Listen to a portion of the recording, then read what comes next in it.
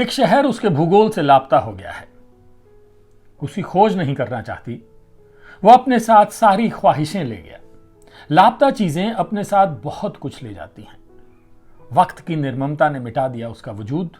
अपने होने के कुछ रक्तम निशान छोड़ गया। कोई यकीन करे ना करे, वो गवाह है कि शहर की शिराओं में डिलाइला बहती थी मांडवी नदी की तरह। स्त्री होकर दूसरी स्त्री माया को मोहती थी। उसकी सिलवटों में थी बला की हैरानियां। डिलाइला, हां, डिलाइला फर्नांडिस नाम था उसका। संवलाई नदी सी चेहरा जिस पर रात भर बिजलियां चमकती थीं। सुरांगिनी सुरांगिनी गाती हुई वो जा चुकी है बहुत दूर। उसके साथ ही वो शहर गायब हो गया और साथ ले गया माया की सारी बेचैनियां, छटपटाहटें, मुलाकात की मिन्नतें। अब वो किसी नक्शे में नहीं दिखेगा उसे। पुरातत्ववेत्ता बताएंगे कि कभी यहां एक शहर हुआ करता था जो एक स्त्री की शिराओं में बहता था संगीत बनकर। डांस फ्लोर पर थिरकते हुए शहर अपना रूप बदल लेता था अक्सर। उस शहर को कभी नींद नहीं आती थी। उसका पति विशाल खांडेकर उसे गोवा की नाइट क्वीन कहता था, जबकि खुद वो छैला बनकर अपने को बाजार में बेचता फिरता था। उसके निशाने पर होती थी शहर की अमीरजादियां, हताश और तन्हा स्त्रियां। उनकी ठंडी रातों को सेकने वाला ताप लेकर बौराया फिरता था। उसकी इस बात पर माया का क्रोध भड़क उठता था। वो गवाह है उस स्त्री की जो पहली नजर में उसकी दोस्त बन गई थी। उसका जीवन छल और धूर्त प्रेमियों से भरा था। विशाल भी उन्हीं ठगों में से एक निकला जिसके कारण उसने अपना धर्म तक छोड़ दिया था। ये स्त्रियां भी न प्रेम को ही सबसे बड़ा धर्म मानकर सब कुछ न्यौछावर कर देती हैं। और धर्म, ये क्या भला है? एक स्त्री के किसी काम का नहीं। जितनी जल्दी पीछा छूटे उतना बेहतर। दो धर्मों के जाल में फंसी वो स्त्री सारी उम्र छटपटाती रही। प्रेम के लिए अपना धर्म छोड़ा, हिंदू बनी, मंदिरों में घूमती थी। जब बहुत हताश होती थी तो शहर के सबसे पुराने चर्च में जाकर घंटों बैठ जाया करती थी। क्या मिला इन प्रार्थनाओं से? सब अनसुनी रह गई। मोमबत्ती और अगरबत्तियां जलाती रही। खुद को कभी हिंदू कभी क्रिश्चियन बताती रही। मिला क्या? दर्द का दरिया जिसमें उसकी सारी खुशियां, पूरा वजूद डूब गया था। अच्छा हुआ उसे दर्द छल से रिहाई मिल गई। फोन पर जब प्रसाद कीर्तनी ने यह खबर दी तो माया का रोम रोम जल उठा था। आंखों से आंसू की जगह लहरें उठी थीं। माया उसके तमाम प्रेमियों को लहरों में समेटकर गहरे हिंद महासागर में डुबोआना चाहती थी। शशांक का जब फोन आया तब तक माया की लहरें ज्वार भाटा बन चुकी थी। तुम्हें गोवा जाना चाहिए, शशांक को कहना चाहती थी माया। कोई आ रहा है मेरे पास। एक और डिलाइला अपने तमाम दुखों को समेटे वो आ रही है। आखिरकार उसे बचाना है। आवाज अवरुद्ध हो गई थी। शशांक चुपचाप उसके मौन को पढ़ता रहा। उसे अंदाजा नहीं हो सका कि माया के भीतर लहरें आकाश छू रही हैं। कितनी देर माया अपने पर नियंत्रण रखती? शशांक ने जैसे ही उसकी तरफ हाथ बढ़ाया वो बिखर गई। वो हिचकियां लेकर रो रही थी। शशांक कुछ देर उसे देखता रहा और अचानक हाथ बढ़ाकर उसे अपनी बाहों में कस लिया। उसकी बाहों में एक हिचक थी, जाने माया कैसे रिएक्ट करे। उनके बीच एक प्रेमिल दोस्ती थी। वे एक दूसरे के सुख दुख के साथी थे, सुख दुख के कारण नहीं बने थे। वे दोनों दो ध्रुव थे जो दो छोर पर खड़े होकर एक दूसरे को निहार रहे थे, किसी उम्मीद में, कुछ घटित होने की प्रतीक्षा में। कुछ घट ही तो नहीं रहा था। दोनों के दिल टूटे थे, दोनों दिल से हारे थे। दोनों के पास करीब न आने के हजार कारण थे, एक कारण करीब आने का भी था। दोनों उस कारण तक पहुंचने से, उसे पहचानने से डरते थे। शशांक ने पहली बार उसे बाहों में भरा था और वो पहली बार इस तरह विलाप कर रही थी। मैं उसे बचा सकती थी, बचा ना सकी। कितनी लाचार थी मैं।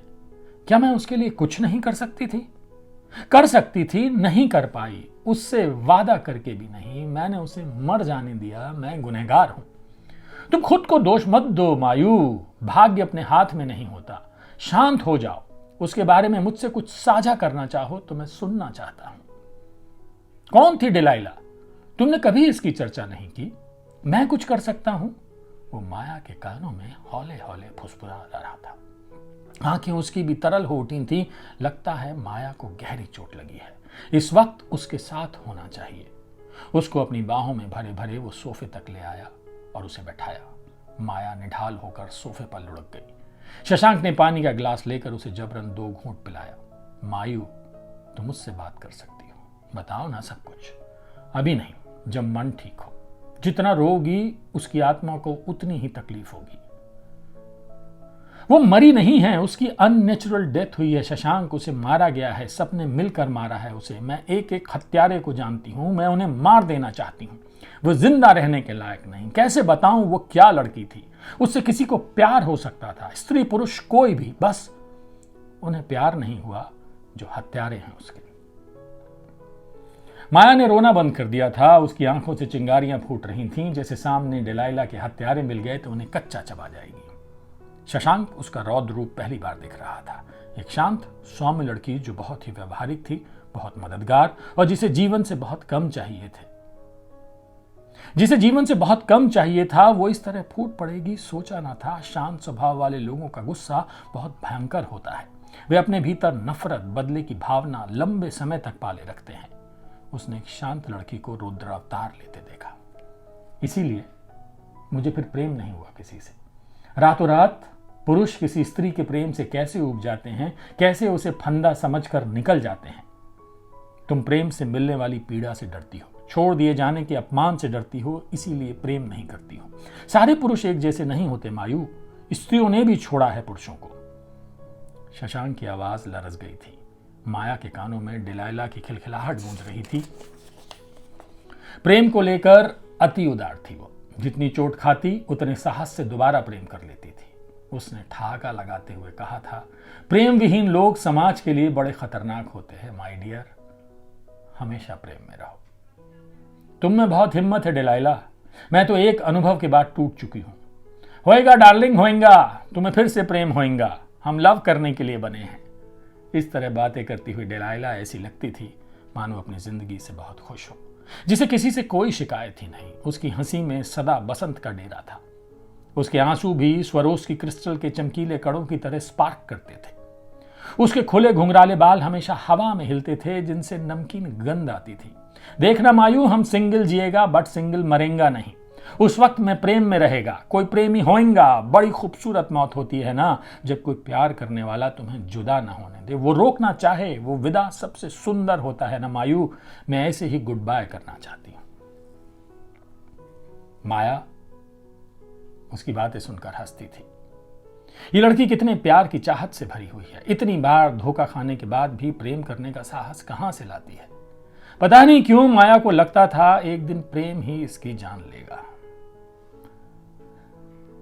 मैं चाहूं तो ये पूरी किताब मैं ऐसे ही पढ़ सकता हूं। कैद बाहर गीता श्री का उपन्यास है ये। और गीता श्री जी के साथ दिक्कत यह है मुझे, इतनी खूबसूरत भाषा है, भाषा की रवानगी इतनी बढ़िया है, लिरिकल है। ऐसा लगता है जैसे मैं कविताएं पढ़ रहा हूं कोई। कल ये किताब आई, मैंने इसको पढ़ना शुरू किया और मुझे लगा कि मुझे बस इसको पढ़ देना चाहिए, पूरी किताब रिकॉर्ड कर देनी चाहिए। क्योंकि एक तो प्रेम वैसे ही मेरा फेवरेट सब्जेक्ट है, मोहब्बत, और बातें इतनी खूबसूरत इसमें लिखी हैं इन्होंने। क्या उपन्यास होगा मैं ये सोच रहा हूँ, जिसकी भाषा इतनी खूबसूरत है, सब्जेक्ट इतना प्यारा है। इश्क तो करना चाहिए सबको। गीता जी बहुत नाइंसाफी है आपकी। इतनी खूबसूरत भाषा नहीं लिखनी चाहिए आपको कि मैं मजबूर हो जाऊं, इस किताब को रख नहीं पा रहा हूं। मेरे दिलो दिमाग में ये किताब चल रही है। एक्चुअली इस किताब के ऊपर लिखा है, मैं बता दूं आपको, कि स्त्रियों की कैद छूटती ख्वाहिशों का सच। कैद बाहर गीता श्री जी का उपन्यास राजकमल प्रकाशन से आया है। मैंने पढ़ना शुरू कर दिया है और आपको सुना भी दिया है। ओपनिंग चैप्टर से 2.5-3 पन्ने मैंने आपको सुनाए हैं। पढ़िए, आनंद उठाइए। मैं तो आनंद उठा रहा हूं।